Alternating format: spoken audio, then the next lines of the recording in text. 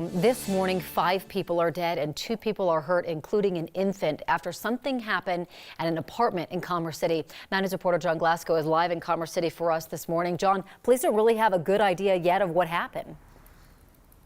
Yeah, that's right. Police say that they don't believe that this is a crime of violence, but police did say that they found what they believe to be illicit drugs at the scene. Those are going to be tested as part of this investigation. What we know, 5 people are dead, 3 are females, 2 are males, and police believe that some of them lived in this apartment complex here behind me. So the call came in around 3:45 yesterday. This is the North Range Crossing apartment complex. The report was called in as several people who were unconscious. It's unclear who made that call to police. When first responders arrived at the scene, they found 5 people dead. Police say that another adult and the baby were taken to the hospital. The infant is around 4 months old and is doing okay. And the adult is now talking with police as this investigation continues. The next step is we're going to make sure that the apartment is cleanly swept. We've got some folks coming out that are going to do that. And then our officers are going to apply for a search warrant and go in there and start to conduct their investigation. Now, Corey, the Commerce Police, they also did talk about the possibility that the baby's parents were among the victims as well. Still unclear at this point, as they have not identified the people that were involved in this. It's just so sad. And John, I know that they've ruled out like carbon monoxide poisoning or something like that, but really that's about it.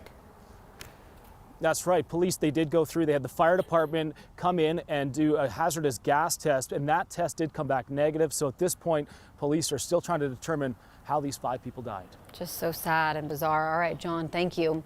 2 people are in the hospital after a shooting in the Curtis Park neighborhood near Rhino. This happened at Downing and Lawrence Street around 4 o'clock Sunday afternoon. Police say the 2 people shot are seriously hurt. We're working to learn more about what happened.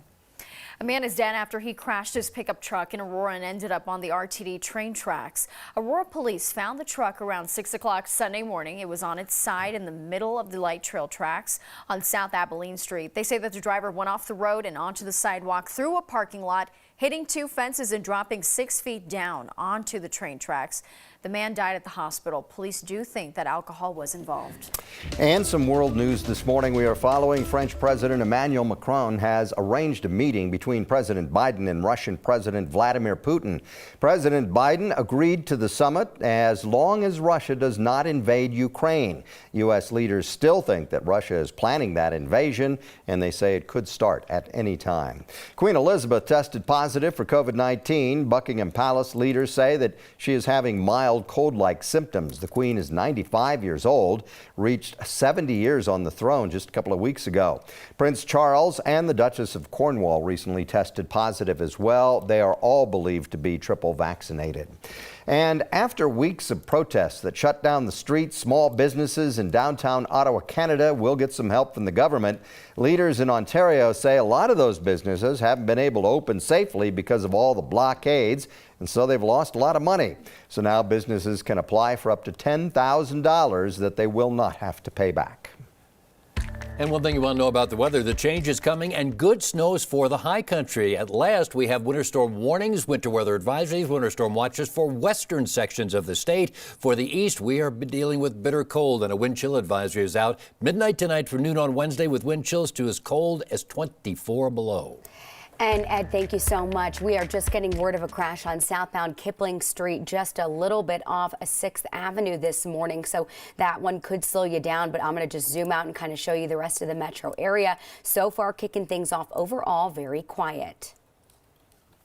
A lot of people may not be on the road this morning because they don't have school or work. Today is President's Day. Anusha Roy explains why a lot of people get the day off for it. The story of President's Day starts in 1880. Back then it was called George Washington Day, meant to celebrate the first president on his birthday, February 22nd. Congress made it a federal holiday in 1885. It was the first time the nation had created a holiday to honor an individual's birth date. George Washington Day became known as President's Day after the Uniform Monday Holiday Act took effect in 1971. That act moved several federal holidays from their original date to Mondays to create more 3-day weekends. The change landed George Washington Day on the calendar between Washington and Abraham Lincoln's birthdays, which led to the popular name that we know today. President's Day is always the third Monday of February, and while some states and even the federal government still view the holiday as specific to George Washington, President's Day is more commonly seen as a celebration of all U.S. presidents, past and present. And that's Connecting the Dots. For 9 News Mornings, I'm Anusha Roy. And most city and county offices in Denver will be closed today. That includes the Denver Animal Shelter, DMV, and all Denver public libraries. One bonus, all downtown parking meters are free for the holiday. And there will not be trash collection today in Denver either, but that might not feel very different for a lot of people because they've been complaining about their trash not getting picked up on time. In Denver, we're seeing complaints of delayed trash pickups, and the Department of Transportation and Infrastructure says it is because they are short 29 trash truck operators right now. They say between the start of the year through Valentine's Day, there have been more than 8,100 missed collection calls to 311. That's the city complaint line.